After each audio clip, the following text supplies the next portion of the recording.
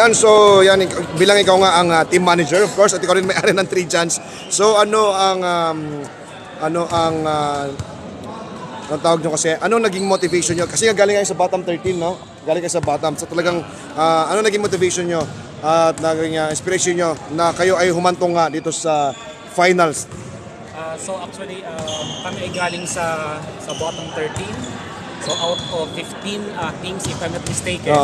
So ang motivation namin dito, kaya kami ay umangat sa ganitong posisyon dahil sa yung aming pagkakaintindihan, yung aming unity, at yung kailangan talaga na mayroon touch talaga yung manager na magmo-monitor ang mga schedule ng mga lahat ng player.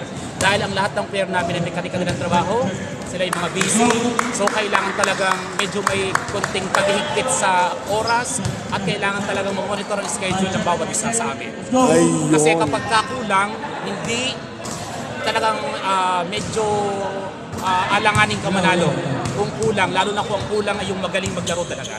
Ayun. So bilang nga ikaw ang manager, gaano kakatiwala sa mga players mo? At of course, hindi lang basta sa players, kundi sa coach.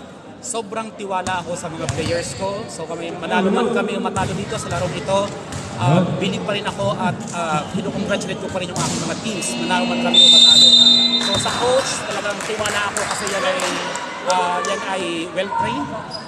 Yan ay basketball player din na magaling sa Pilipinas. So kaya tiwala ako sa aking coach at sa aking mga players. So message mo na lang sa team at sa 3 Chance. Message ko sa team, sana'y promote pa rin natin sportsmanship tonight at sana bawat isa ay magkaroon ng pagkakaunawa sa bawat isa kung sila man ay magkaroon ng